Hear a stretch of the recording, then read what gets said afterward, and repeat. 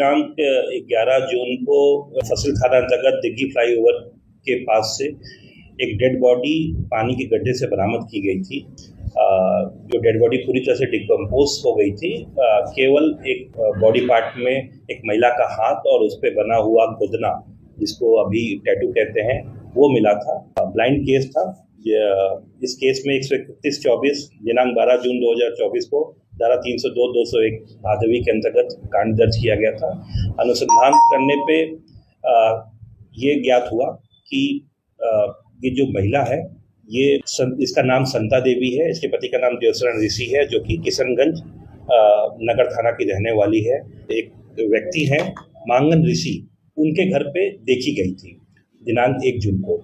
लोगों ने मांगन ऋषि से जब पूछताछ की तो मांगन ऋषि के द्वारा बताया गया कि उनकी जो बहन है निर्मा उर्फ मंगनी देवी, उनकी ये सौतेली सास है, जो उनसे मिलने के लिए 1 तारीख को आई थी और 2 तारीख को फिर वापस चली गई।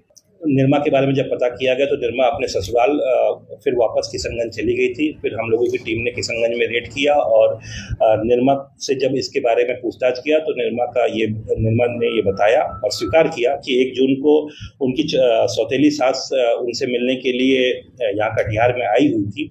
लेकिन निर्मा का ये दावा है कि वो डायन का काम करती थी और ये विचक्राफ्ट जो होता है उसके थ्रू 6-7 महीने पहले जो उनके पति की मौत हो गई थी, नेचुरल डेथ हुआ था, उसमें इनका हाथ था, इन्होंने डायन करके मार दिया था। इसलिए 1 जून को जब ये इनसे मिलने के लिए यहाँ कटिहार आई तो इन निर्मा ने और उनके एक दोस्त शमीम अंसारी, जो कि झारखंड के रहने वाले हैं लेकिन इनके घर पे ही रहते हैं, मायके में रहते हैं, इनके साथ इन्होंने संता देवी को काफ़ी शराब पिलाया। जब वो नशे में हो गई तो उनको अपने घर से थोड़ी दूर उस गड्ढे के पास, जो पानी भरा हुआ गड्ढा था, वहाँ लेके गई और एक गमछे से गला दबा के उसकी हत्या कर दी और फिर इन दोनों ने मिलकर उस गड्ढे में उनको डाल के उसके ऊपर से झाड़ी और कूड़ा करकट डाल के उसको दबा दिया।